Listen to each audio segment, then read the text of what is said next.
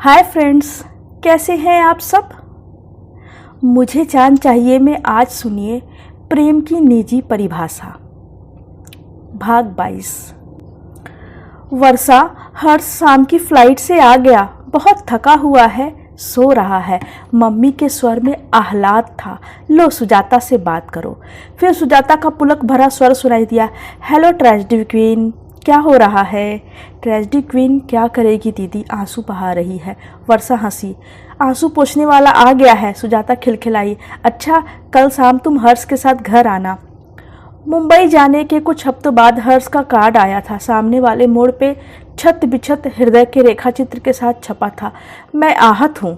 दूसरे मोड़ पे मुंह पे पट्टी बंदी के रेखाचित्र के साथ शब्द से, तुम्हारे मौन से।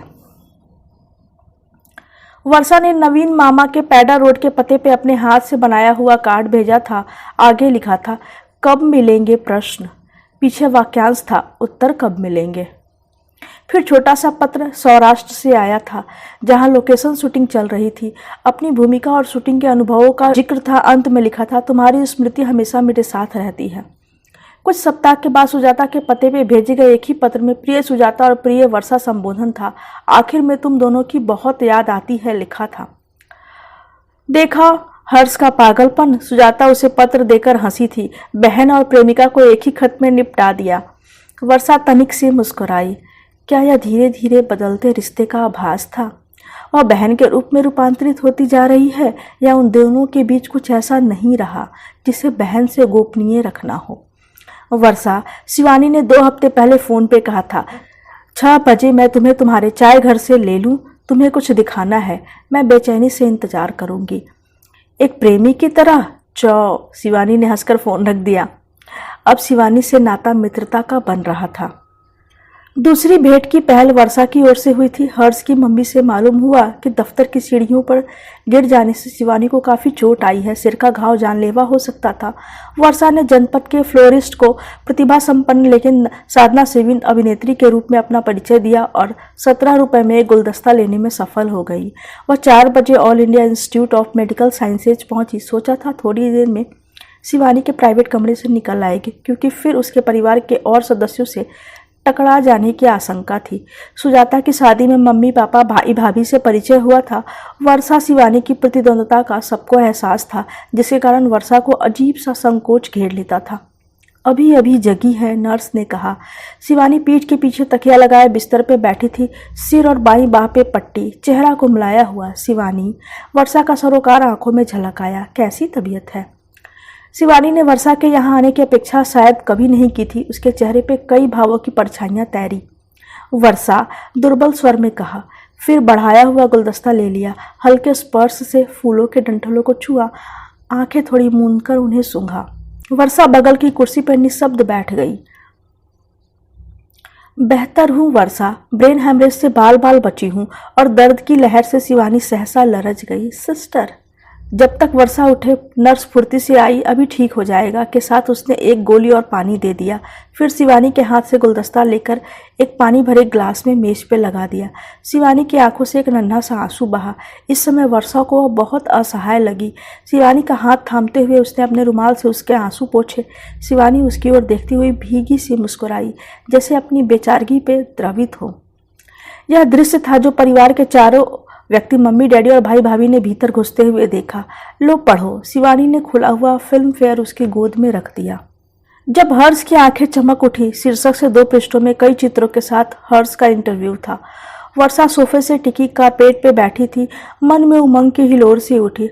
हर्ष ने अपनी पृष्ठभूमि और नाट्य प्रशिक्षण के बारे में प्रखर उत्तर दिए थे। डॉक्टर अटल की बहुत प्रशंसा की थी। अपनी भूमिकाओं का विश्लेषण किया था। विशेष भूमिका के लिए अपनी तैयारी का दृष्टिकोण बतलाया था। श्रेष्ठ और अभिनय के क्षेत्र में कंपनी के 4 कलाकारों सूर्यभान, अर्चना, ममता और वर्षा के नाम लिए थे। फिल्म माध्यम के लिए खास तौर से वर्षा की प्रबल संभावनाएं रेखांकित की थी। वर्षा वशिष्ठ का चेहरा बहुत फोटोजेनिक है। कंपनी की नायिका चारुश्री व्यावसायिक सिनेमा का प्रतिनिधित्व करती हैं। वह काफ़ी मूडी और अहंकारी बताई जाती है। उनके साथ काम करते हुए आपको कैसा लग रहा है। रिपोर्टर ने प्रश्न किया था। उनके अहंकार और मूड का मुझे कोई अनुभव नहीं हुआ। इस कला माध्यम में मेरे नए होने के बावजूद उन्होंने पर्याप्त धैर्य, समझदारी और मित्रता का व्यवहार किया है। मेरे और उनके वाइब्स बहुत अच्छे हैं। वर्षा ने लंबी सांस खींची और शिवानी की ओर देखते हुए मुस्कुराई। फिर मुस्कान बीच में ही विलीन हो गई, जैसे लहरों पर थरथराता पत्ता एकाएक डूब गया हो। सूनी आंखों से सामने ताकती रही। मुझे बुरा क्यों लग रहा है? मेरे मन में आशंका का बादल क्यों घुमड़ रहा है? मैं तो अपने अंदर इतनी साफ थी। मैं तो अभी हर्ष के साथ मंगनी के लिए भी तैयार नहीं थी, उसने सोचा। वर्षा गर्म हो रही है। शिवानी ने टेम्बलर की ओर संकेत किया। उसका स्वर अतिरिक्त रूप से नर्म था। वर्षा ने दोनों हाथों पर कांच की ठंडक महसूस की, फिर घूंट लिया। इस आखिरी कॉलम के कारण मैंने घंटे भर सोचा कि तुम्हें दिखाऊं या नहीं, फिर तुम्हें फ़ोन करना ही ठीक लगा। शिवानी का स्वर किंचित अपराधी सा था। वर्षा ने हल्के से हामी में सिर हिलाया।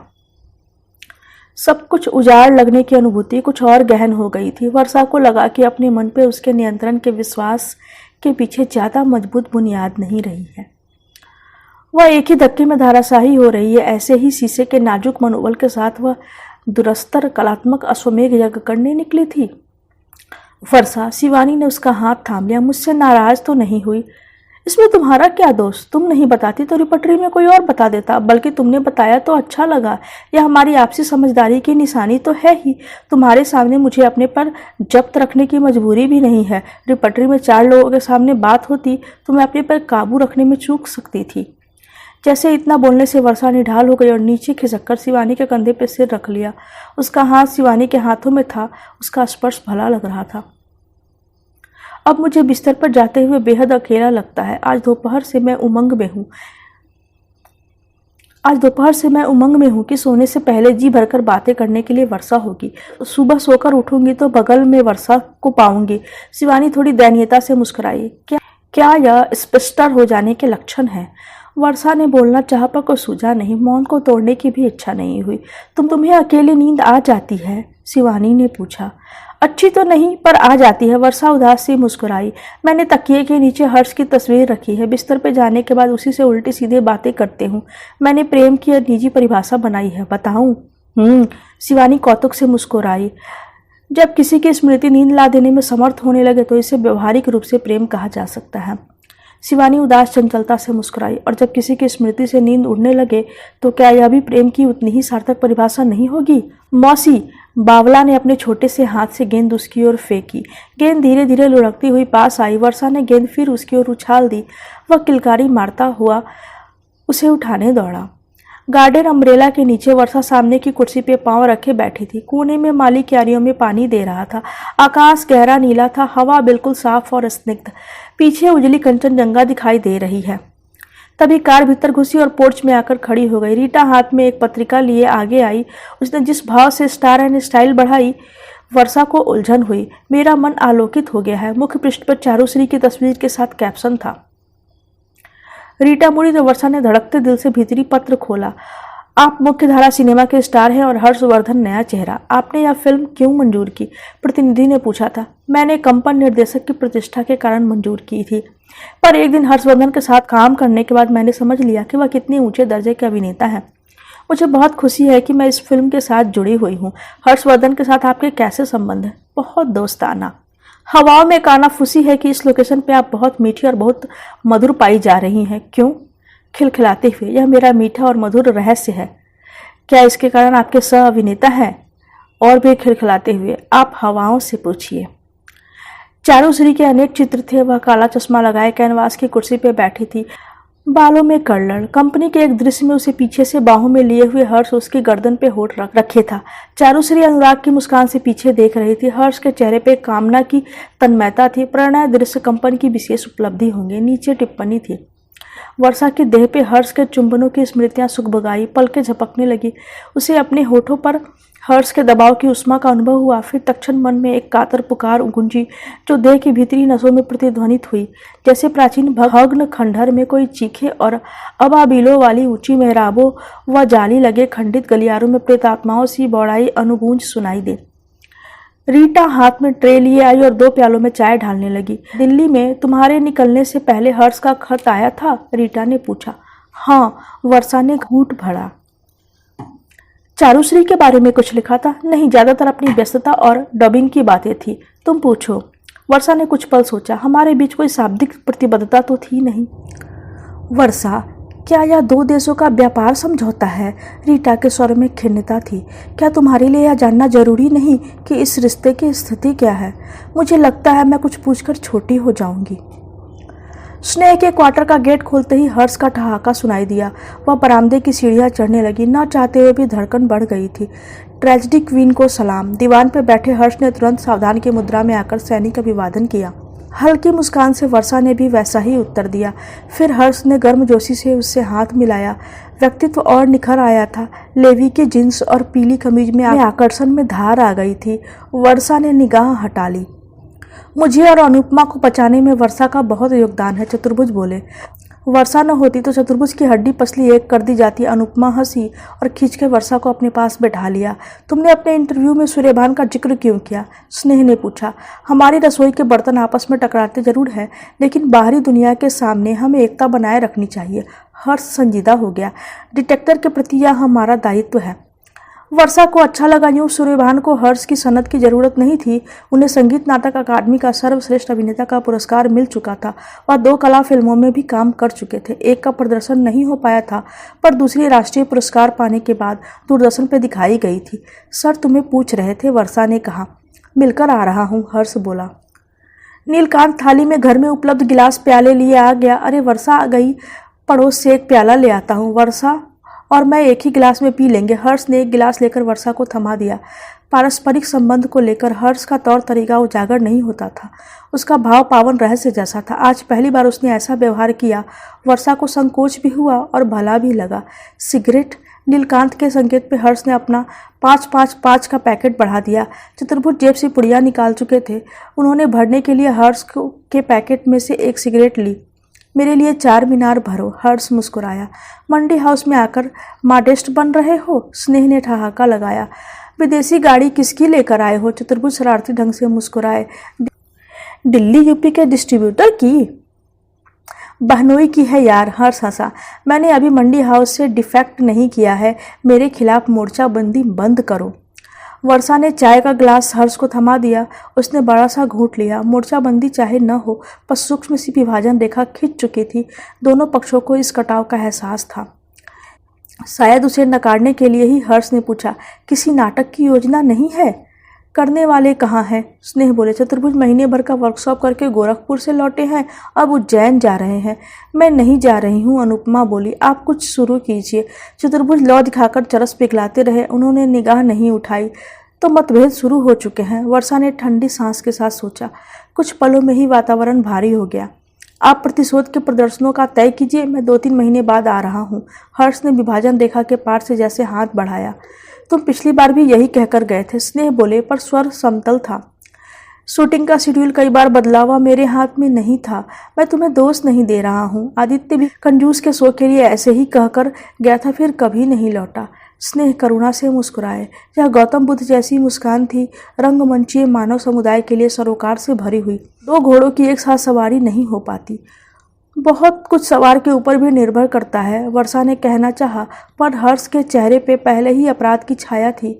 उसे गहरा करना अच्छा नहीं लगा। सुना है आपकी खिड़की से ठंडी पुरवई आने लगी है? हर्ष ने हल्की मुस्कान से स्नेह को संबोधित किया। वर्षा ने पहली बार स्नेह के चेहरे पे ऐसी झेपी मुस्कान देखी। क्या करूं, तुम लोगों ने पश्चिमी घाट जाते हुए मेरी उस दिशा की खिड़की बंद कर दी है। अब सांस लेने के लिए पूरब की खिड़की तो खोलनी ही होगी। तभी बाहर कार रुकी। कुछ क्षणों बाद दरवाजा बंद हुआ। नाम लिया और आ गई, चतुर्भुज बोले। पर वह शालिनी कात्यायन निकली। हेलो, सब पर सामान्य निगाह डाली। कैसे हो भाई? और हर्ष से मुखातिब हुई। स्टार बनते ही पुराने दोस्तों से ऐसी बेरुखी? मैं 1 घंटे से झक मार रही हूँ, माफ़ करना। हर्ष ने दांतों तलीब दबाई। बिल्कुल भूल गया, मैंने न्यूज एडिटर को फ़ोन कर दिया है, वह 4 कॉलम की जगह रोक लेंगे। कात्यायनी नरमी से मुस्कुराई। मेरे एक चेक पर लात मत मारो, मैं आधे घंटे में आया। हर्ष स्नेह से कहते हुए खड़ा हो गया, फिर मुड़ा। वर्षा जाना मत। रीटा कैसी है? हर्ष ने सिगरेट जलाते हुए पूछा। अच्छी है, दूसरा बच्चा होने वाला है। अनुपमा और चतुर्भुज के बीच तनाव क्यों है? वह सिर्फ कमिटमेंट थिएटर करना चाहती है। गोरखपुर में बलकपुर की रूपकथा को बीच में ही छोड़कर आ रही थी। अब चतुर्भुज उज्जैन में विक्रमवर्षी करेंगे। अनुपमा ने कहा है, अगर तुम खड़िया का घेरा करो तो मैं जाऊंगी, वरना नहीं। कालिदास समारोह में ब्रेस्ट का नाटक होगा। हर्ष खिन्न हो गया। लोधी गार्डन में खंडहर के पीछे ढेर सारा पीलापन छा गया था। पंछी लगातार चहक रहे थे। आसपास हल्की हवा में पत्तों की सरसराहट थी। पुरवाई कौन है? लेडी श्री राम कॉलेज में लेक्चरर स्नेहा ने उनके लिए यरमा किया था। कैसी हैं? समझदार ठहरी हुई। उम्र क्या होगी? 33 के ऊपर 4 महीने हुए। तुम्हें सारे डिटेल्स पता है? हर्ष हंसने लगा। मेरी अच्छी दोस्त हो गई हैं, मुझे मालूम हुआ है। हर्ष मुस्कान के साथ उसे देख रहा था। तुम्हें काफ़ी अजीब दोस्तियां हो रही हैं। वर्षा भी मुस्कुराई। शिवानी ने फ़ोन किया, मैं मिलने से मना कैसे करती। अटक कर जोड़ा, तुम्हें नागवार गुजरा? क्या कह रही हो? मुझे क्यों नागवार गुजरेगा? उससे मिले तुम? बहुत उदास है बेचारी। कहते कहते अपने को रोक लिया। हर्ष ने बेधक दृष्टि से उसे देखा। अच्छा, मुझे धकेलकर शिवानी के पास भेज रही हो? इतनी नाराज़ हो मुझसे? मैं तुमसे नाराज़ हूँ, खुश हूँ, मुझे पता नहीं। शायद इन दोनों के बीच कहीं हूँ, शायद इन दोनों से परे कहीं हूँ। मैं उलझ गई हूँ। भूगोल और समय के व्यवधान से धुंध छा गई है। वह नीचे देखती रही। घास की सीमा पर रेलिंग थी जहाँ छोटा सा जबरीला कुत्ता रेंग आया था। मेरी बात का जवाब नहीं दिया। मुझसे गुस्सा हो? हर्ष ने घास पे रखे उसके हाथ पे हाथ रख दिया। स्पर्श परिचित था। पहचान की तरंग ने उसके देह को झंकृत किया। नाराज़गी नहीं, पर उलझन जरूर है। किस बात की? तुमको लेकर, अपने को लेकर के। सुलझाने के लिए मुझे थोड़ा समय चाहिए। मौन को तोड़कर हर्ष का स्वर बहुत पास से आया। मुझे तुमसे यह कहने की ज़रूरत नहीं है कि तुम मेरे मन के कितने नज़दीक हो। कुछ पल जैसे ठहर गए। हर्ष का चुंबन नर्म और मध्यम था, जैसे नए सिरे से पहचान बना रहा हो, पर साथ में अपनत्व का आश्वासन भी दे रहा था। तुम्हें मुझसे कुछ पूछना है? हर्ष ने पूछा।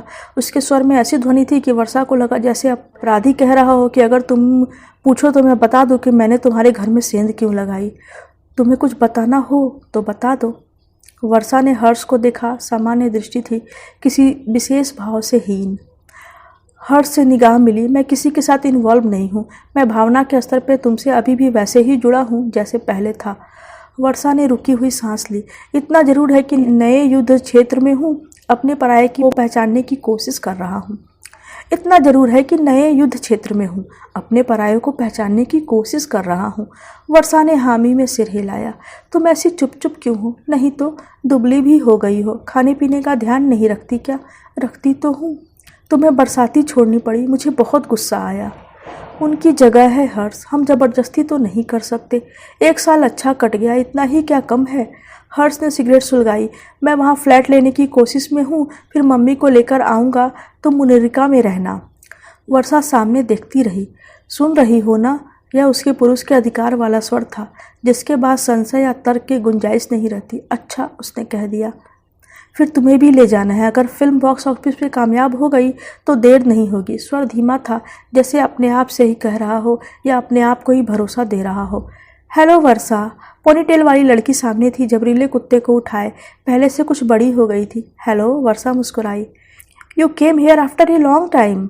वर्षा ने हामी में सिर हिलाया। हम सामने रहते हैं। उसने दाईं ओर इशारा किया, फिर चंचलता से मुस्कुराई। I have a name. वर्षा ने हर्ष को देखा।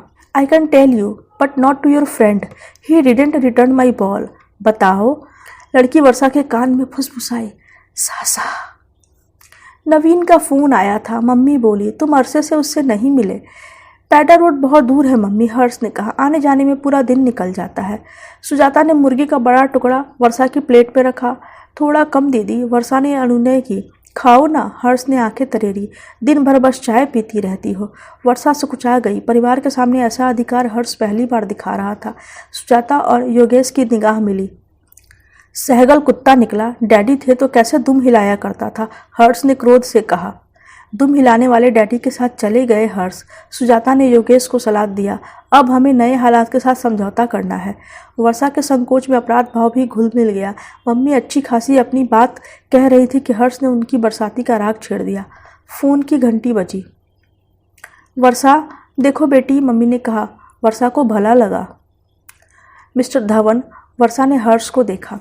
धवन जी माफ़ कीजिए, आज तो नहीं आ पाऊंगा, परिवार के साथ बैठा हूँ। कल लंच पे ठीक है। शाम को रिपटरी के दोस्तों के साथ प्रोग्राम है। अच्छा, मैं 12 बजे आपके ऑफिस ही आ जाऊँगा। अशोका। धवन जी मैं स्टार नहीं हूँ, पराठे वाली गली में चलेंगे। हर्ष मुस्कान के साथ अपनी कुर्सी पे आ बैठा। फिल्म के दिल्ली यूपी के डिस्ट्रीब्यूटर हैं। नौकर गरम चपातियाँ दे गया। अकेले मेरा दम घुटता है, मम्मी बोली। मैं ज़िंदगी में कभी अकेले नहीं रही। मुझे उम्मीद है 6 महीने में फ्लैट का बंदोबस्त हो जाएगा, हर्ष ने कहा। कंपन रिलीज होने दो। मेरी उम्र हो गई है, मेरी तबीयत भी ठीक नहीं रहती। जब मैं थिएटर में था तब मैं निखट्टू चल रहा था, अब मैं कुछ बनने की कोशिश कर रहा हूँ, तब भी तुम संतुष्ट नहीं हो। हर्ष के स्वर में असहायता की ध्वनि थी। मुझे यह लाइन पसंद नहीं। मैं पेशेवर अभिनेता हूँ। सिनेमा ही वह क्षेत्र है जो मुझे मेरी सामर्थ्य का सम्मानजनक मूल्य दे सकता है।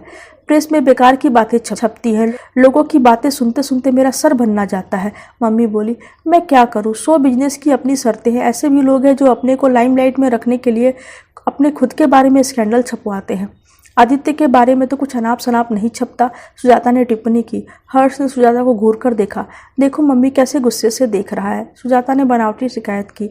योगेश मुस्कान दबाते हुए पानी पीने लगे। हर्ष, अब उसकी शादी हो गई है, मम्मी बोली। सुजाता ने हाथ बढ़ाकर हर्ष का कान खींचा। जब तुम्हारी शादी हो जाएगी तो मैं भी पब्लिकली तुम्हारे कान खींचना बंद कर दूंगी। और वर्षा की ओर देखकर मुस्कुराई। नवीन ने तुमसे एजेंसी की बात की थी, तुमने जवाब नहीं दिया। मम्मी ने हर्ष को देखा। मम्मी, एक्टिंग छोड़ने के लिए मत कहो, यह सिर्फ मेरी रोजी नहीं, मेरा पैशन भी है। मैं अपना सर्वश्रेष्ठ सिर्फ इसी क्षेत्र में दे सकता हूँ। इसके अलावा मैं तुम्हारी हर बात मान लूँगा। हर्ष बहुत संजीदा हो आया। वैसे भी अब डैडी नहीं है, तुम्हें खुश रखने की जिम्मेदारी मेरी ही तो है। मुझे शांति चाहिए और भरा पूरा घर चाहिए, मम्मी बोली। बाकी भगवान का दिया बहुत कुछ है। परिवार के साथ भोजन। नाटक का दृश्य वैसा ही रहा जैसा वर्षा ने सोचा था। उसमें सारी वांछनीय भावनाएं थी। माँ का अकेलापन और पीड़ा, बहन का ममत्व, पुत्र की कर्तव्य परायणता पर कलात्मक लालसा के कारण उपजा संघर्ष, साथ में भावी पुत्र वधू का मूक साक्षी होना। मुझ में पटकथा लेखन के पर्याप्त गुण है। सुजाता की नाइटी पहनते हुए वर्षा ने हल्की मुस्कान से सोचा। बस बहू की भूमिका में गड़बड़ी हो गई। बेचारी का कोई संवाद ही नहीं था। मंच पर बैठे हुए उसने अपने आप को कितना फालतू महसूस किया होगा। फिर मिसेस सहगल को फ़ोन कर दिया है। दरवाजे पर दस्तक देकर सुजाता आई। सुबह योगेश का कनाट प्लेस में अपॉइंटमेंट है और तुम्हें रुपटरी छोड़ देंगे। जी, वर्षा आभार के भाव से मुस्कुराई। सुजाता बिस्तर पर बैठ गई। तुम्हारा फिगर बहुत अच्छा है वर्षा, मैं कब से कहना चाहती थी। फिर अपने पेट पे हाथ फेरा और मुझे देखो, गुब्बारा हो रही हूँ। आपके गुब्बारा बनने का हम सब बेचैनी से इंतजार कर रहे थे। वर्षा ने नरमी से उसके पेट को छुआ। सुजाता ने सुपारी के छोटे छोटे टुकड़े बढ़ाए। मम्मी के मन में पता नहीं कैसी आशंका भर गई है, सुजाता विचलित स्वर में बोली। उन्होंने हर्ष से साफ कह दिया है, स्टार को बहू की तरह घर में नहीं घुसने दूंगी। पता है आजकल हम लोग जहाँ जाते हैं इसी बात का सामना करना पड़ता है। अच्छा है शो बिजनेस। मैं तो आज ही जा गई हूँ। शिवानी की माँ ने तो ताना मारा। मम्मी तो रुआंसा हो गई। हमारे एरिस्टोक्रेटिक खानदान है। दादा और नाना दोनों तरफ क्लास 1 ऑफिसर्स होते हैं। हमारे यहाँ किसी चीज़ की कमी है जो दूसरे के पैसे पर राल टपकाए। मम्मी ने कह दिया। हमें ऐसी हविस होती तो शिवानी का हाथ नहीं मांगते। हमें बस भली लड़की चाहिए। पारिवारिक पृष्ठभूमि को लेकर चाटना है। शिवानी के माँ का इतना सा मुंह निकल आया। वर्षा के मन में अजीब सी ग्लानि भर उठी। उसे अनजाने में और न चाहते हुए भी विषाद का कैसा शर्मिंदगी भरा मुहरा बना दिया गया है। कोई उससे क्यों नहीं पूछता, तुम क्या चाहती हो? अपने डैडी को मेरे संशय की बात बताई थी? हाँ, सुजाता चचा गई। उसे गहरी निगाह से देखा। उन्होंने क्या कहा था? कच्ची उम्र है, रिश्ते के बनने की प्रक्रिया में ऐसे संदेह उभर आते हैं, समय के साथ सब ठीक हो जाता है। कच्ची उम्र ताश का जोकर है जिसे विपरीत पक्ष अपनी सुविधा के अनुसार किसी भी जोड़ी में मिला लेता है। उसने सोचा, आप भी ऐसा मानती हैं? हर स्त्री पुरुष के बीच में किसी न किसी तरह का तनाव आता है। इस रिश्ते की प्रकृति ही ऐसी है। तुम क्या सोचती हो? मेरा और योगेश का संबंध आदर्श है, लेकिन आपसी मतभेदों को सुलझाते हुए ज़िंदगी भी गुजारनी होती है। तुम्हारे मंडी हाउस की तरह JNU भी लिबरेशन का बड़ा अड्डा है। अगर तुम्हारी तरह हर कोई 100% अंडरस्टैंडिंग की दलील लेकर अड़ जाए तो यहाँ कोई घर ही न बने। अंडरस्टैंडिंग एक प्रक्रिया है जो एक अवस्था के बाद साथ साथ धूप छांव झेलने से ही अपना स्वरूप लेती है। इसमें दोनों पक्षों को ही एडजस्ट करना होता है। क्या तुम यह कहना चाहती हो कि तुम्हारे और हर्ष के बीच में कोई बुनियादी मतभेद है? वर्षा चुप रही। जवाब देने के पहले बुनियाद की परिभाषा देनी होती जिसे नई बहस छिड़ सकती थी। तुमने अपनी कलात्मक लालसा और संतान से हो सकने वाली कठिनाइयों का जिक्र किया था। तुम और हर्ष एक ही क्षेत्र में हो। टकराव तो होंगे ही, लेकिन पारस्परिक प्रेम और सद्भावना से उन्हें झेला जा सकता है। रही बच्चे की बात, तो मम्मी तुम्हारे सामने कोई टाइम टेबल नहीं रख रही है कि ठीक 9 महीने बाद तुम्हें पोता देना होगा, और रखे भी तो तुम अपनी सहूलियत के हिसाब से उसका निर्वाह करो। सुजाता पीछे तकिए से टिक गई। जितना मैं तुम्हें जानती हूँ उसके आधार पर कह सकती हूँ कि अब सेटिल होना तुम्हारी भी आंतरिक ज़रूरत है। बाहरी जरूरत की बात मेरे अधिकार क्षेत्र से बाहर है, पर तुम्हारी शुभ चिंतक होने के नाते इतना कह सकती हूँ कि करोल बाग में किराएदार बने रहना तुम्हारी खुशी और व्यक्तित्व के विकास के लिए उपयुक्त नहीं है। सुजाता ने रेशमी जाली से ढके जग से पानी उड़ेलकर पिया कि सज्जा बहुत सुंदर और सुरुचिपूर्ण थी। अगर मैं वर्धन परिवार की बहू बनी तो आंतरिक साज सज्जा में अपनी ननद से दीक्षा लूंगी, उसने सोचा। हर्ष ने तुमसे स्टार के बारे में क्या कहा? कुछ खास नहीं। तुमने साफ साफ नहीं पूछा? वर्षा ने नहीं में सिर हिलाया। तुम भी कमाल करती हो, सुजाता के स्वर में तनी थी। ऐसी बातें पूछने का रिश्ता तुम्हारा है, मेरा तो नहीं। ऐसी जिरह मेरे स्वभाव के विरुद्ध है दीदी। भावना की लगाम न मोड़ने से मुड़ती है, न रोकने से रुकती है। किताबी बातें मत करो, सुजाता ने झिड़का। तुम उसकी प्रेमिका हो, भावी पत्नी हो। अपने को असर्ट करना तुम्हारा अधिकार भी है और कर्तव्य है। सुजाता ऐसी तन्मयता से उससे पहली बार बोल रही थी। मैं हर्ष की बहन हूँ, मेरा पहला सरोकार अपने भाई की हित चिंता है। मेरी यह पक्की धारणा है कि उसकी खुशी तुम्हारे साथ बंधने में है, और सौभाग्य की बात यह है कि तुम्हारी खुशी भी इसी में है। शुभ रात्रि के साथ सुजाता ने दरवाजा बंद कर दिया था। वर्षा बिस्तर पर अपनी जगह बैठी थी, अनमनी सी टेबल लैंप को देख रही थी, जिसकी प्रकाश रेखाएं कांच के चौखट्टे में बंद मनोरम गुड़िया पे पड़ रही थी। अचानक फिर सुजाता ने दरवाजा खोला। वर्षा, पता नहीं क्यों मुझे ऐसा लग रहा है कि हर्ष परसों दिल्ली से निकला तो हमारे हाथ से भी निकल जाएगा। मैं मम्मी को फ़ोन करूं, कल तुम दोनों की शादी हो जाए। वर्षा अवाक थी। दीदी, ऐसे होता है कहीं? तुमने मेरे खोए प्रेम के बारे में सुना होगा। सुजाता ने दरवाज़ा बंद किया, ना अपनी आवाज़ नीचे की। अच्छा के कोलकाता जाने से एक दिन पहले मैंने ऐसे ही आलोड़न का अनुभव किया था। वह बोले, कल शादी कर लेते हैं। डैडी शहर से बाहर थे, मैं हिम्मत नहीं जुटा पाई और ज़िंदगी की दिशा ही बदल गई। दीदी, अगर अनहोनी होनी है तो शादी से क्या टल जाएगी? दरवाज़ा बंद हो गया। इस नाटकीय समक्षता के बाद वर्षा स्थिर हो गई। क्या वास्तव में उसकी मांगों से तराजू का पलड़ा झुकता जा रहा है? सतवंती भी तो है, जो सिर्फ मांग में सिंदूर लगाने के अधिकार के लिए रसोई के साम्राज्य से संतुष्ट थी। वह आत्मसम्मान पर थोड़ी खरोचों से बिदक के उठती है। गृहस्वामिनी के पद और भावना की तृप्ति की क्षतिपूर्ति से अपने को सार्थक क्यों नहीं मान लेती? रीटा ने अपने कलात्मक लालसा को कांटेदार झाड़ियों में फंसे पल्लू की तरह झटक दिया है। कल्याणी ने पूना में घर बसा लिया है। जानकी जयरमन मैसूर में इंजीनियर पति के साथ मगन है। क्या इन सबके आत्मसम्मान उसके आत्मसम्मान के आगे हीन है? मजेदार तथ्य यह है कि उनकी पारिवारिक पृष्ठभूमि इन सबसे हीन है। तुम कल हर्ष से पूछो। दूसरी बार दरवाजा बंद करने से पहले सुजाता बोली, मेरे और तुम्हारे संबंध की वास्तविक स्थिति क्या है? हर्ष से नहीं दीदी, वह करुणा से मुस्कुराई। हवाओं से पूछो। आज इतना ही, आगे की कथा फिर सुनेंगे। बाय।